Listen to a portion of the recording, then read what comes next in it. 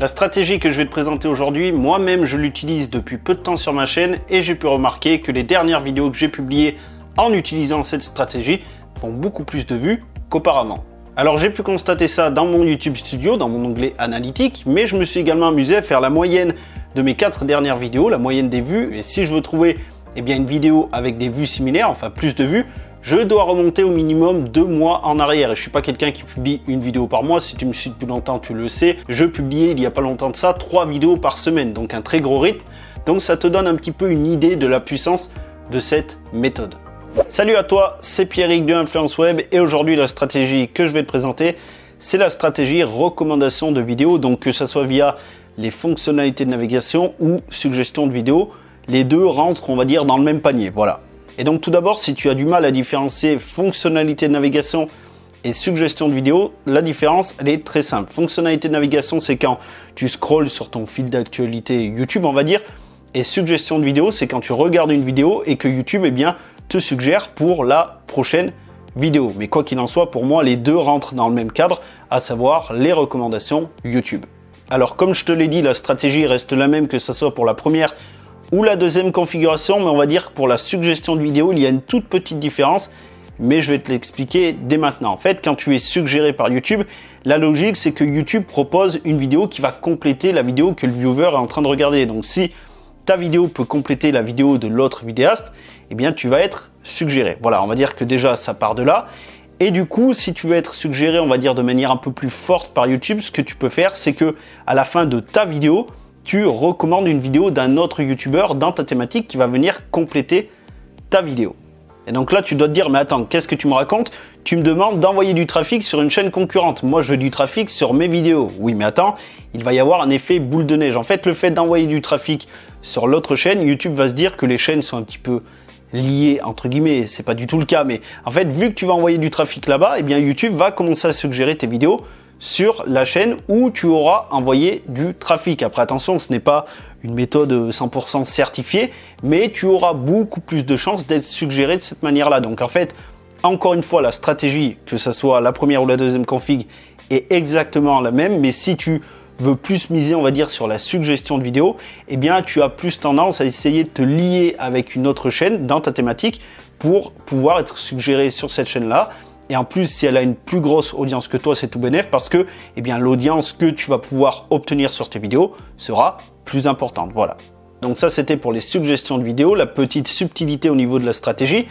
Et maintenant, pour les fonctionnalités de navigation, la configuration n'est pas du tout la même. Là, ton viewer n'est pas en train de regarder une vidéo et il va falloir lui proposer une vidéo qui va compléter cette première vidéo. Non, là, c'est basé vraiment sur l'historique de ton viewer, tout simplement. Il a regardé une vidéo qui est similaire à ta chaîne, tes vidéos pourront être mises en avant, mais encore une fois, si tu appliques bien la stratégie. Voilà. Mais bref, encore une fois, comme je l'ai dit au début de la partie là de cette vidéo, la stratégie, le cœur de la stratégie reste la même et on va voir ça dès maintenant. Et tout d'abord, je vais reprendre ce que dit YouTube. Comment est-ce que lui fait, sur quoi il se base pour recommander une vidéo? Écoute, il le dit, c'est basé sur la performance, engagement et satisfaction suscitée chez des spectateurs similaires. Donc là déjà YouTube pose les bases et ça démystifie le mythe comme quoi YouTube mettrait en avant du contenu totalement au hasard, l'algorithme ne fonctionne pas, YouTube est contre toi. Bref, ça je pense que tu l'as déjà entendu ou peut-être que tu te l'es déjà dit.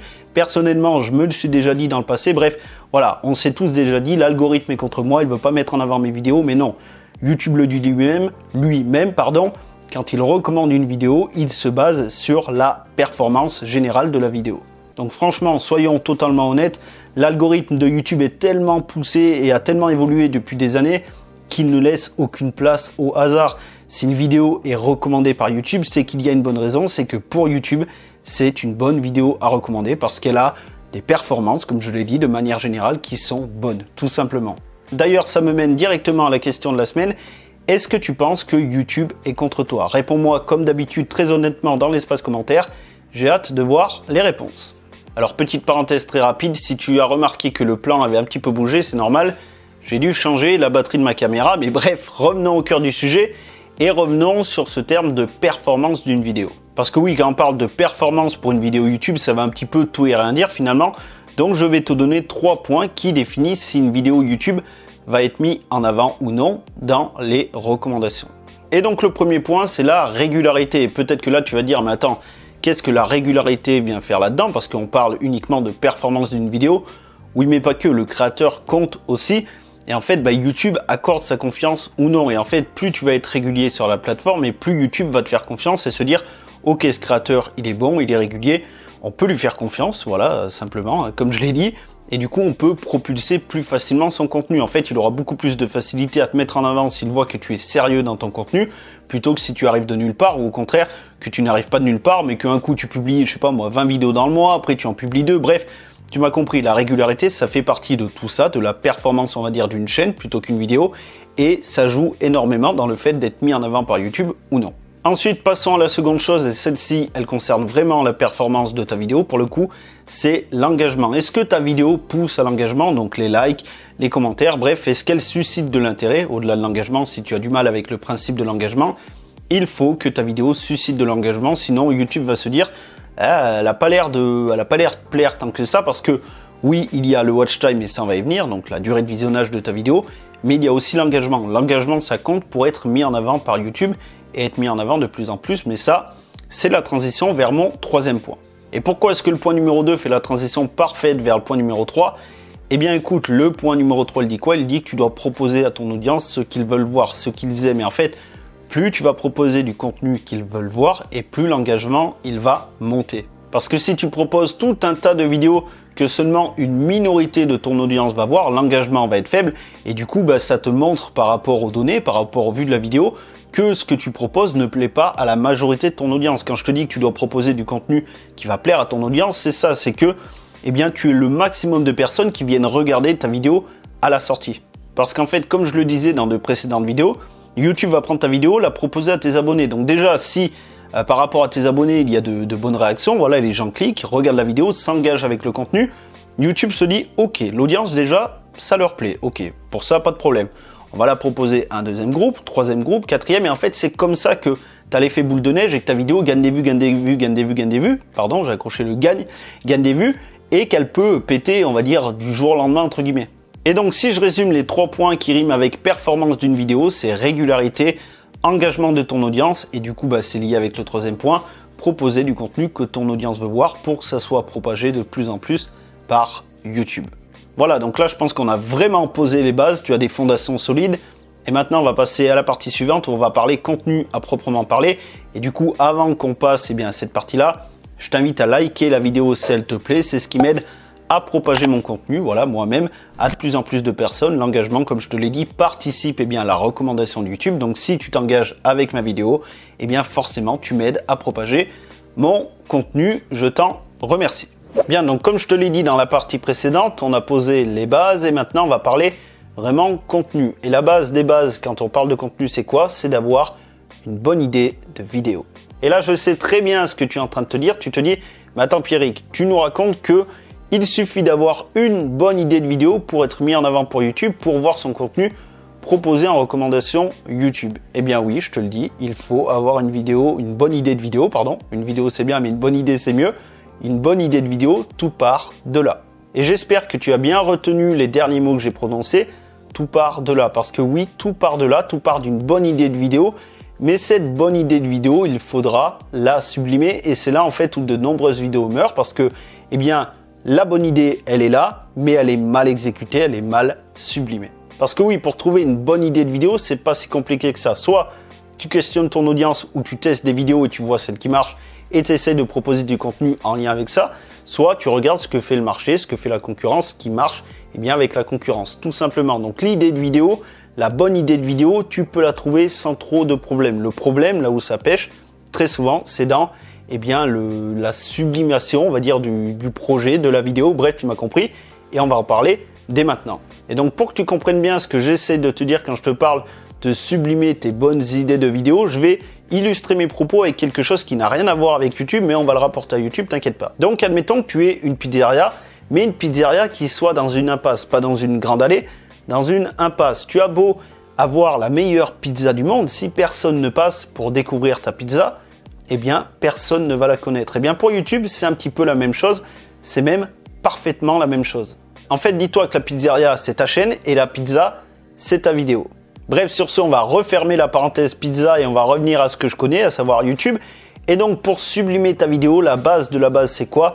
C'est la miniature. Tout part de là. Si tu as une bonne idée de vidéo, mais que tu veux qu'elle soit vue, cette bonne idée de vidéo, ce contenu de qualité, il faut que tu aies une miniature qui attire le clic. C'est la porte d'entrée à ton contenu. Et tu dois bien comprendre que quand tu appliques cette stratégie, la miniature, c'est primordial, vraiment primordial, je pèse mes mots, parce que par rapport à la recherche YouTube, où si tu arrives à te classer en tête de liste sur un terme bien précis, tu seras premier, donc tu as 90% des chances d'attirer le clic, ça je te le répète tout le temps, tu seras premier, donc automatiquement on va cliquer sur ta miniature, même si elle est dégueulasse. Mais là, dans les recommandations, tu es noyé au milieu de tout un tas de miniatures, donc si tu négliges ta miniature, mais tu peux être sûr que ton contenu, on ne le verra jamais et que tu ne seras jamais ou très rarement recommandé par YouTube. Alors si tu te poses la question, je te le dis d'avance, je ne peux pas te donner le taux de clic exact qui va faire que tu seras recommandé par YouTube ou non. Ça ne marche pas comme ça. On va dire que c'est plutôt une moyenne qui se situe entre 3 et 5%. J'ai remarqué que c'est la moyenne où YouTube a plutôt tendance à recommander ton contenu. Mais encore une fois, ce n'est pas une science exacte. Tu peux très bien avoir un taux de clic à 5% et ne pas être recommandé, et avoir un taux de clic bien inférieur et être recommandé. Donc, c'est pour cette raison que je ne peux pas te donner un taux de clic voilà, clair et net, fixe. Non, ça ne marche pas comme ça. Après, l'avantage avec le taux de clic, c'est qu'il ne meurt jamais parce qu'il dépend de ton titre et de ta miniature, surtout de ta miniature, et ta miniature, tu peux la changer à l'infini. D'ailleurs, c'est une erreur que font beaucoup de personnes, c'est qu'ils mettent en ligne leur vidéo et la miniature, ils ne la touchent plus jamais. Ça, c'est une grosse erreur, surtout quand tu mises sur cette stratégie, parce que tout repose sur ta miniature. Donc, si tu mets en ligne ta vidéo et que tu ne modifies jamais la miniature, si tu as un mauvais taux de clic, paf, tu as beau avoir encore une fois la meilleure vidéo du monde, niveau qualité, personne ne la verra. Donc en fait, ce que je te recommande de faire, c'est de publier ta vidéo avec la miniature. Tu reviens 7 jours après et tu regardes les résultats, si c'est satisfaisant ou non. Donc comme je te l'ai dit, satisfaisant, c'est entre 3 et 5%. Je trouve que c'est plutôt pas mal quand tu mises sur cette stratégie. Si tu es dans ce ratio-là, parfait, touche rien. Si tu n'es pas dedans, tu as moins, essaye de modifier ta miniature pour avoir un meilleur taux de clic. Et pourquoi est-ce que je te dis de regarder les performances de ta miniature seulement une semaine après avoir mis en ligne ta vidéo et pas les jours avant? Eh bien écoute, la raison elle est simple, c'est que si tu regardes avant, ton taux il sera faussé. Et oui, parce que quand tu vas mettre en ligne ta vidéo, les premières personnes qui vont regarder ta vidéo, qui vont cliquer sur ta miniature, ce sont tes abonnés. Donc ils vont cliquer beaucoup plus facilement qu'une personne qui ne te connaît pas. Donc en fait, si tu regardes seulement quelques heures, quelques jours après avoir mis en ligne ta vidéo, tu n'auras pas le bon taux de clic. Donc c'est pour ça que tu dois regarder une semaine après, parce que là tu auras vraiment des données sérieuses avec des personnes qui auront vu ta miniature, donc des personnes qui ne te connaissent pas, donc avec un vrai taux de clic, on va dire, tu m'as compris. Et du coup, chaque semaine, tu peux regarder tant que tu n'as pas atteint le bon ratio, on va dire. Et dès que tu as atteint le bon ratio, c'est bon, ta miniature, on peut dire qu'elle est bonne, elle est validée. Bien, donc là, on a vu les deux premières choses, la bonne idée de vidéo et le clic. Donc à ce stade de la vidéo, justement, ton viewer, il est sur ta vidéo. Et donc, qu'est-ce qu'il faut faire maintenant? Il faut le garder sur ta vidéo pour montrer à YouTube que c'est une vidéo de qualité. Et donc, pour améliorer ton watch time, tu as plein d'astuces à mettre en place. Je vais t'en lister quelques-unes, libre à toi de les utiliser toutes, un peu, bref, comme tu veux. Au moins, tu auras ce qu'il faut pour les tester sur ta chaîne, sur tes vidéos, et voir ce qui marche ou ce qui marche un peu moins selon ta thématique. Alors, la première chose que tu peux faire, c'est proposer des vidéos plus longues. Parce que si ton viewer regarde 3 minutes d'une vidéo sur 10 minutes, par exemple, sur 20 minutes, il peut potentiellement regarder 6 minutes. Donc, ça va bien monter ton taux de rétention, donc ton watch time. Et ça, c'est très très bon. C'est une petite astuce toute bête, mais elle peut avoir de très bons résultats. Mais attention, ne fais pas des vidéos plus longues, comme je le dis très souvent. Pour faire des vidéos plus longues, si tu fais une vidéo plus longue, il faut qu'il y ait le contenu qui aille avec. Ensuite, la seconde chose que tu pourrais faire, que tu devrais faire même selon moi, c'est structurer tes vidéos ou plus les structurer pour faire sentir à ton viewer que tu le prends du point A et tu vas l'emmener au point B. Il n'y a rien de pire pour un viewer de sentir qu'il vient sur une vidéo pour rien au final, pour perdre son temps. Et ça, je parle autant pour le contenu éducatif que divertissement. Dans les deux cas, ils cherchent quelque chose, ils viennent pour quelque chose. Et au final, si tu ne leur donnes pas ce qu'ils veulent, ça va tuer ton taux de rétention. Et une vidéo qui n'est pas structurée, ça se sent tout de suite. Tu vas te répéter, tu vas bégayer, tu vas chercher tes mots. Bref, on va vite s'ennuyer, pour pas dire plus, sur ta vidéo. Et ça, c'est vraiment pas bon. Donc, structure vraiment tes vidéos pour garder le viewer concerné sur tes vidéos au maximum. Ensuite, je t'invite à utiliser les B-roll. Alors, qu'est-ce que c'est les B-roll? J'aime bien le dire en anglais, même si je sais pas si ça se dit comme ça, on s'en fout. En fait, c'est quand tu vas parler et tu vas mettre un plan par-dessus. Par exemple, là, c'est ce que je fais. Donc, les B-roll, tu peux les faire toi-même. Moi, parfois, je les fais moi-même. Parfois, j'utilise ceux sur des banques gratuites, Pexel, Pixabay. Mais bref, les B-roll, ça rajoute quelque chose, tu vois, et ça permet de casser un petit peu le format facecam que tu peux avoir. Et ça permet de faire un petit rappel à ton viewer, le réveiller s'il est en train de s'endormir. Bref. Les B-roll, c'est plutôt pas mal, ça fait ses preuves et ça permet d'augmenter ton taux de rétention, ton watch time de façon générale. Ensuite, la quatrième chose que tu peux faire, et moi je le fais beaucoup sur mes dernières vidéos, ce sont des changements de plan. Comme tu le vois, là j'ai commencé debout, après j'étais à droite du canapé, là à gauche, après je vais être sur mon bureau. Et en fait, le fait de changer des plans comme ça permet d'apporter encore plus de dynamisme à ta vidéo. Donc tu peux mixer ça avec des b-roll, c'est franchement pas mal parce que ça permet de garder le viewer concentré au maximum. Et tu peux faire également autre chose, je l'ai fait je crois sur mon avant-dernière vidéo. J'ai ma caméra qui me filmait face cam et j'avais une autre caméra qui me filmait sur le côté. Et je faisais une alternative entre les deux, enfin un switch entre les deux, quelques secondes là, et finalement ça aussi, ça permet d'apporter du dynamisme. En fait, il ne faut pas que ton viewer, il s'ennuie une seconde. Et enfin, la cinquième et dernière chose, ce sont les teasers. Personnellement, je les ai beaucoup utilisés au début de ma chaîne, beaucoup moins maintenant.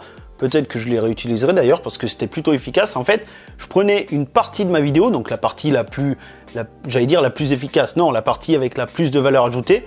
Je la cutais au montage, je la mettais au tout début de ma vidéo, je mettais un écriteau dans cette vidéo 3 petits points et au moment où j'allais dire la chose la plus importante de la vidéo, je cutais et je commençais ma vidéo. Et du coup ça te permet de commencer ta vidéo sans stress, tu vois, sans te dire oula il faut que j'accroche mon viewer. Non, c'est déjà fait, tu l'as déjà accroché avec ton début de vidéo où tu as fait le teaser justement, où tu as annoncé la promesse que tu allais donner dans cette vidéo, enfin la valeur ajoutée, donc la promesse que tu vas donner une valeur ajoutée, voilà, si on met les mots dans l'ordre. Et du coup, quand tu commences ta vidéo, tu vas beaucoup plus zen et du coup, tu pourras le vérifier, tu pourras le voir que ton taux de rétention au début de ta vidéo, il est beaucoup mieux parce que, encore une fois, tu as accroché ton viewer, tu lui as donné une intro percutante qui lui a donné une raison de rester. Et là encore, ça va augmenter ton watch time. Bien, passons maintenant à la dernière partie de cette vidéo. Est-ce que cette stratégie donc de la recommandation YouTube est adaptée à toutes les chaînes ou non? Alors, j'ai déjà donné quelques éléments de réponse tout au long de la vidéo, mais oui, je le reconfirme, c'est adaptable pour tout type de chaîne. Par contre, attention, adapter à toutes les chaînes ne veut pas dire que tu devrais obligatoirement mettre en place cette stratégie-là sur ta chaîne. Voilà, il y a une grosse différence entre ces deux choses-là. Et en fait, pour moi, tu ne devrais pas utiliser la stratégie de la recommandation YouTube dans un cas de figure où tu peux miser sur la recherche YouTube et où tu lances ta chaîne. Voilà, quand tu as le combo des deux. Parce qu'en fait, comme je te l'ai dit dans la première partie de la vidéo, YouTube regarde la régularité du créateur. Donc en fait, quand tu lances une nouvelle chaîne, YouTube ne sait pas si tu vas être régulier, si tu vas être un créateur de contenu de qualité ou pas. Bref, il n'a aucune confiance en toi. Il faut que tu gagnes sa confiance. Donc en fait, tu vas avoir beaucoup de mal. Voilà, encore une fois, à être recommandé par l'algorithme. Donc, je te recommande plutôt de partir sur la recherche. Tu prouves à YouTube que tu es un créateur de qualité. Et après, tu bifurques sur les recommandations YouTube. Enfin, sur la stratégie de recommandation YouTube. Un petit peu comme je l'ai fait. Tu vois, la chaîne Influence Web, je l'ai lancée il y a un peu plus d'1 an. Donc, pendant 1 an, j'ai tout misé sur la recherche YouTube parce que c'est une stratégie qui est très simple à mettre en place, beaucoup plus que la stratégie recommandation. Donc, j'ai prouvé à YouTube que j'étais un créateur de qualité. Et maintenant, j'ai bifurqué sur la recommandation. Voilà. Donc, si tu es dans cette configuration avec une nouvelle chaîne et que tu peux miser sur la recherche YouTube, donc une chaîne éducative, une niche éducative, fais comme ça. Par contre, si tu es sur une thématique, une niche plutôt divertissement, là on est d'accord, tu ne peux pas miser sur la stratégie recherche YouTube. Tu vas tout miser sur la stratégie recommandation, donc par là-dessus, tu n'as pas le choix. Maintenant, tu as les clés pour recommander, enfin pour que tes vidéos soient recommandées le plus vite possible par YouTube. Mais dis-toi une chose, ça va prendre peut-être un peu plus de temps au début qu'une personne qui va miser sur la recherche YouTube. Tu vas voir qu'elle va plus vite. Mais en fait, quand YouTube va vraiment commencer à proposer ton contenu, tu vas passer devant tout le monde parce que c'est vraiment très très puissant, comme je te l'ai dit tout au long de la vidéo, enfin comme je t'ai montré surtout au début mes résultats. Donc en fait, dès que tu vas être commencé à propulser, on va dire, par YouTube, voilà, que YouTube va commencer à vraiment mettre tes vidéos en avant, tu vas fumer, on va dire, en parlant poliment, tu vas fumer tous ceux qui ont misé sur la stratégie recherche YouTube parce que ça va 2 fois plus vite, voilà. Et maintenant, la cerise sur le gâteau, si tu veux mettre toutes les chances de ton côté pour être recommandé par YouTube, tu dois veiller à ne pas rediriger en dehors de YouTube sur tes vidéos. Ça aussi, eh bien, YouTube va le prendre en compte, et si tu as tendance à trop souvent rediriger tes spectateurs en dehors de YouTube, il va moins mettre en avant tes vidéos, parce que le but de YouTube, c'est de garder le viewer sur sa plateforme. Donc si tu vends quelque chose, je ne sais quoi, bref, peu importe, dès que tu sors le viewer de YouTube, donc pour tes réseaux sociaux, etc., c'est pas bon du tout. Donc en fait, je ne te dis pas qu'il ne faut pas le faire, parce que peut-être que tu as envie de promouvoir des choses, mais ne le fais pas à chaque vidéo, parce que si tu le fais à chaque vidéo, YouTube va te mettre un petit coup derrière les oreilles quand même, et il va moins promouvoir tes vidéos, parce que il va voir qu'à chaque fois, tes spectateurs, ils partent, ils ne restent pas. Donc, fais attention à ça, ne redirige pas à chacune de tes vidéos. Et si tu dois le faire, fais-le principalement en milieu de vidéo ou en fin de vidéo, parce que si tu le fais en début de vidéo, eh bien, ça joue sur ton watch time. Voilà, c'est pas bon du tout de faire ça. Au début de la vidéo, tu ne rediriges sur rien. Si tu as quelque chose à promouvoir, quoi que ce soit, fais-le au milieu de la vidéo, ou plutôt même à la fin de la vidéo, c'est la meilleure des places. Voilà. Bon, dans cette vidéo, on a parlé taux de clic, on a parlé watch time, on a également parlé engagement, mais vraiment un tout petit peu. Et comme tu as pu le voir, c'est important pour être mis en avant par YouTube. Donc si tu veux creuser le sujet, j'ai fait une vidéo complète à ce sujet-là. Je te l'affiche juste ici, j'en parle beaucoup plus en profondeur. Je t'explique ce qu'est finalement l'engagement et comment booster ton engagement. Donc si le sujet t'intéresse, on se retrouve juste derrière. À tout de suite.